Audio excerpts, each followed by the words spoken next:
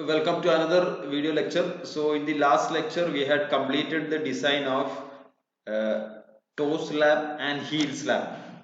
So for this problem on counterfort retaining wall, let us proceed to design the vertical stem. So actually if you look at this problem, actually it's a lengthy problem. In addition to this video, I will have to go for one lecture as well. So the things that are remaining is vertical stem as well as the design of counterfort. Those two elements are remaining and plus the detailing. So hopefully in today's lecture we will complete the vertical stem design and the detailing associated with whatever we designed so far, and in the next lecture we will complete the design of counterfort. So let us look at the design of vertical stem. So remember counterfort retaining wall, as we discussed in the design of heel slab itself, we had seen it was a peculiar design because it was fixed on three edges and free on one edge, right? So similarly, the vertical stem of a counterfort retaining wall also is special because it is fixed or it is rigidly supported on three ends and it is free on one edge. So here for the design of heel slab also, sorry, for the design of stem also, we will be following a procedure very similar to that of heel slab. So remember for heel slab, we had taken the initial triangle which is as the cantilevering portion, and the remaining portion we have taken it as a continuous beam that is supported on conforts. So here also for the design of vertical stem also we will consider that a triangle inscribed by 45-degree is cantilevering from the base slab, and remaining is like continuously supported on the counterforts. So this is our problem. So since we are using the same approach, you'll find similarities in certain steps, so which will help you in understanding the problem better. So this is the elevation. So in elevation you will see the counterforts as line elements like this, and a triangle made by 45 degrees from the sides, that portion we will be taking as cantilevering from the heel slab, and remaining portion we will be taking as continuous beam which is supported along the length. Okay, so here we know that it is subjected to soil pressure. So I'm drawing the soil pressure here. So we had calculated this. Now we had to calculate that for a height of up to 8.5 meters. So remember our total height including foundation depth is 9 meter, out of which 0.5 meter is the heel slab, so remaining you have 8.5 meter. So the soil pressure will correspond to 8.5 meter. So that is what I calculated here. Height is 8.5 meter, soil pressure is Ca gamma E H, so that is 45.33. so that will be maximum, and since it is a function of height, it will reduce to 0 at the top. So remember in the counterfort problem there is no surcharge. Okay, now this much portion will be designing as cantilevering from the heel slab, so for which you require pressure at this tip, right? So this is 45-degree, this is 3 meter, half of this is 1.5 meter, so this height also will be 1.5 meter. So based on that 1.5 meter you can scale it up using similar triangles. You can find out this pressure, which is 37.33 kilonewton per meter square. Okay, so let us also calculate the factored force. So remember 45.33 is the soil pressure at the bottom. It is unfactored. So if you can apply factor of safety 1.5, you will get it as 68 kilonewton per meter square. Now what happens is, when we did the design for heel slab, what we said was that, see, we had only taken one strip, right? And we had designed the entire strip for that. When you come to the vertical stem, what happens is the balance height is very large. See, this total height itself is 8.5 meter, and we know that pressure is linearly reducing to 0 as you go up. So the total height you can divide it into three parts, and you can do the design individually for each one third, so that it will become economic. Okay, so first let us do the design. So remember, again there are two parts. One is the triangular portion, this portion which is cantilevering from the heel slab, and the upper portion which is like a continuous beam over the supported over the counterforts. So let us first design the continuous beam portion, and again as I said, we will be dividing into three parts. So first let us design at the base. Okay, so here what we do is, we had calculated this pressure diagram is ready. So we know that the total depth of counterfort retaining wall, we had already fixed that. I'll go to that. Yeah, total depth is 600, right? So to get effective span, we need to add clear span to effective depth. So the clear span is 3 meter. Remember, this stem is now like a continuous beam supported over the counterforts. So clear span is 3 meter. To get effective depth, if the total depth is 600, which we had proportioned it earlier, assuming a clear cover of 50 and a 20 dia bar, the total effective depth is 540 mm. So effective span is clear span 3 meter plus effective depth, so 3.54 meter.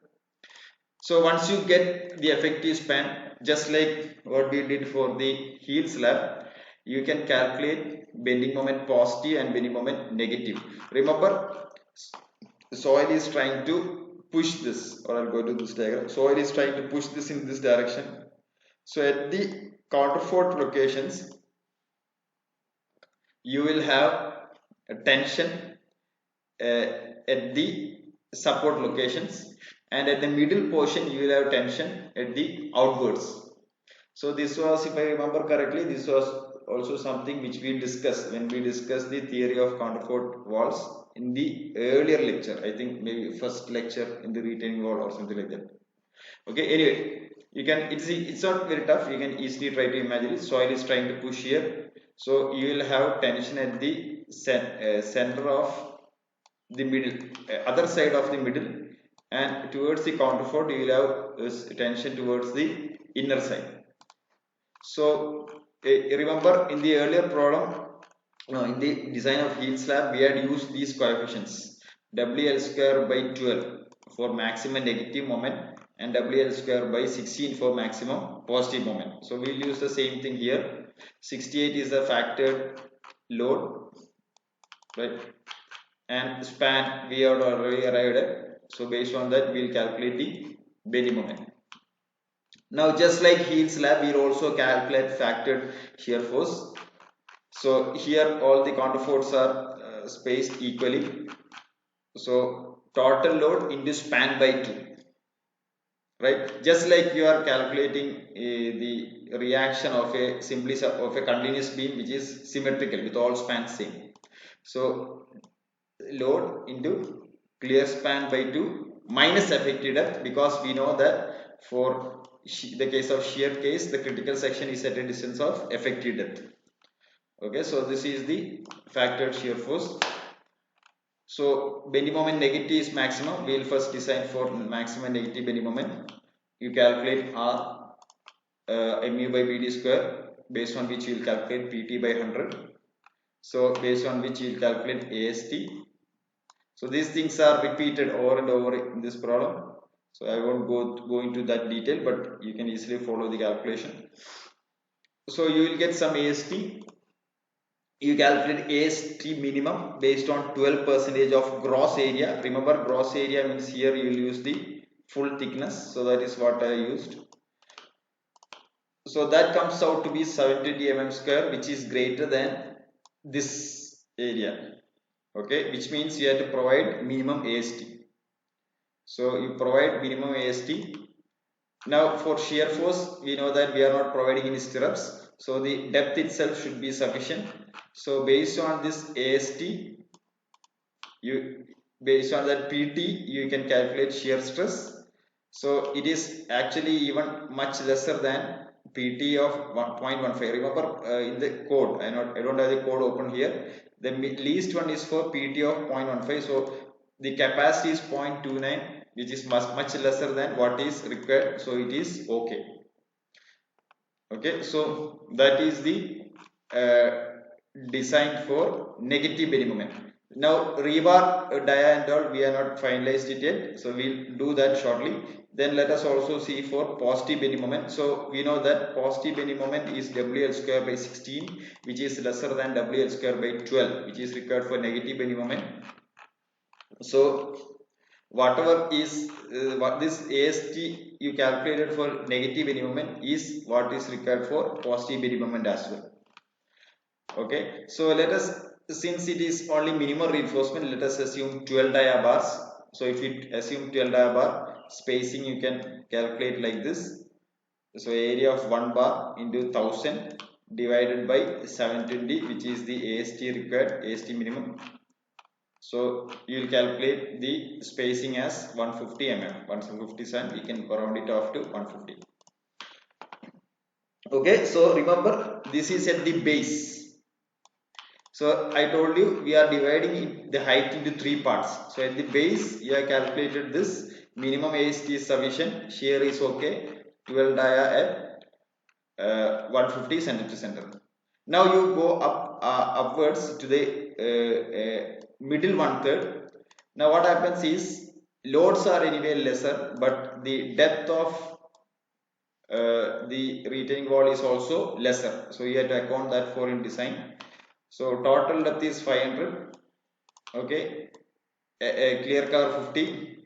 So assuming a bar dia of 12. Okay, so this is the effective depth. Effective span is clear span plus effective depth. So again, like last time, you will calculate mu by mu for negative minimum WL square by 12. Then you calculate R. So in the calculation of R, your effective depth will change, right? So this is R 0.227 PT by 100 you calculate. Again, it turns out to be lesser than AST minimum. Okay, so you can provide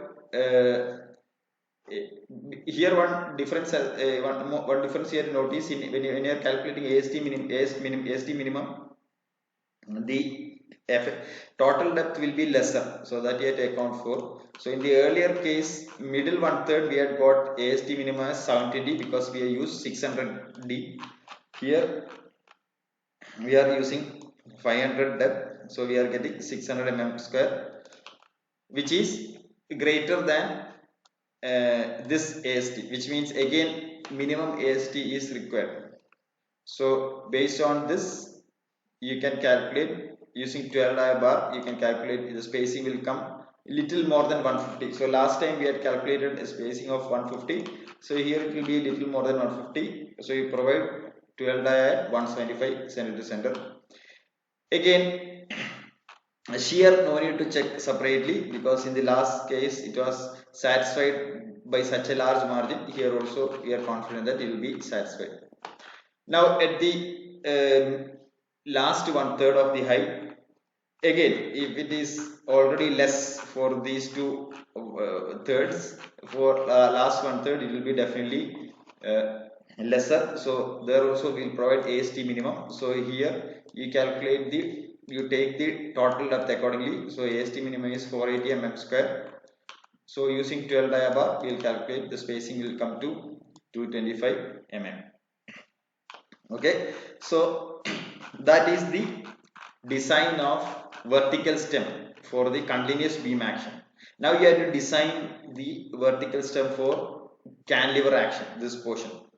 Okay, so that calculation, the methodology is same as that you use for heel slab. So you will first calculate the total bending moment. So remember this calculation we had done. So here I have tried to arrive at this, the ordinate, this ordinate, right, using similar triangles. So the maximum bending moment the calculation is similar as that we done for heel slab. So here you will divide into one rectangle and one triangle. So for rectangle, centroid is at h by 2. For triangle, for rectangle and triangle, actually for this is a triangle, its centroid is at h by 3. But what happens is, for the case of triangle, you have to divide the total by half to make it average loading. So that particular calculation I have done here. Total bending moment is area of the triangle half into b into h into, this is the rectangular portion, okay, and then you have the triangular portion.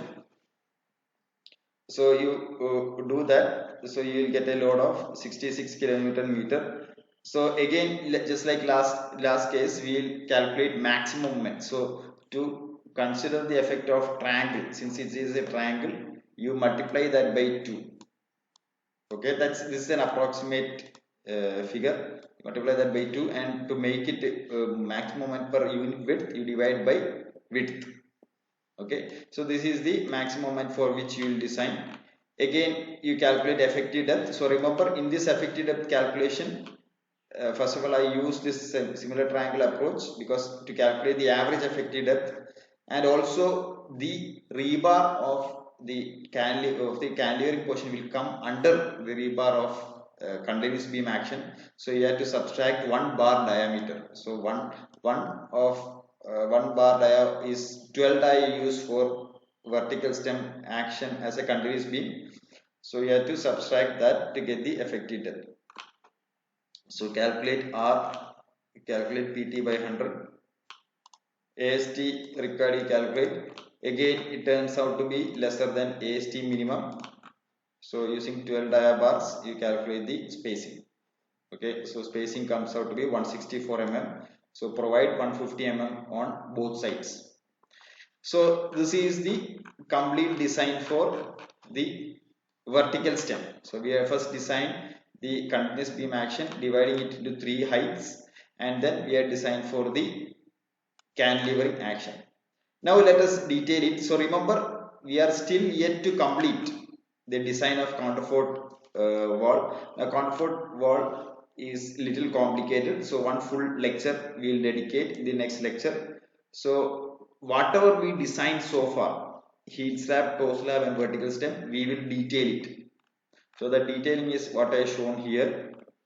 So 7.5 meter clear depth, 1.5 meter toe depth, 1.5 meter soil depth, 720 is the toe slab, and 2 meter is this length.